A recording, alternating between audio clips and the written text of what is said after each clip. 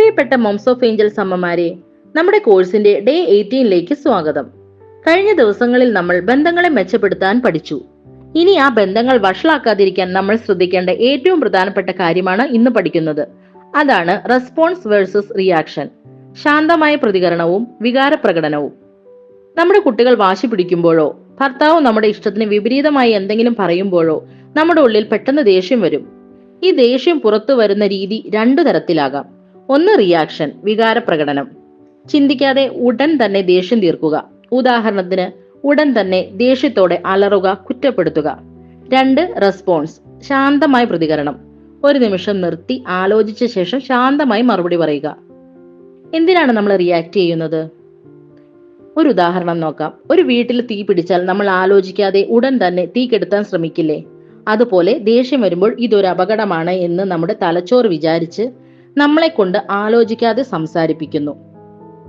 ഈ വികാരപ്രകടനം നമ്മളിൽ കൂടുതൽ സ്ട്രെസ് ഉണ്ടാക്കുകയും കുട്ടികളുമായുള്ള ബന്ധം വഷളാക്കുകയും ചെയ്യും.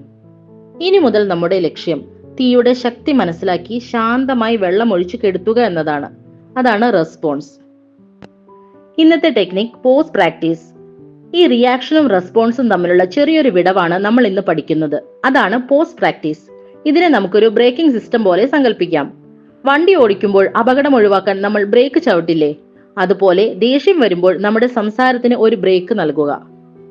ഇന്നത്തെ നിങ്ങളുടെ പ്രാക്ടീസ്: ദേഷ്യം വരുമ്പോൾ 5 സെക്കൻഡ് നിർത്തുക. ഇന്ന് എപ്പോഴെങ്കിലും നിങ്ങൾക്ക് ദേഷ്യം വരുന്നതോ ഉടൻ എന്തെങ്കിലും പറയാൻ തോന്നുന്നതോ ആയ ഒരു സാഹചര്യം വന്നാൽ നിങ്ങൾ ചെയ്യേണ്ടത് ഉടൻ തന്നെ നിങ്ങൾ ചെയ്യാൻ പോകുന്നതിനെ നിർത്തി ശ്വാസം ഉള്ളിലേക്ക് എടുക്കുക. Deep breathing. മനസ്സിൽ 1 മുതൽ 5 വരെ എണ്ണുക.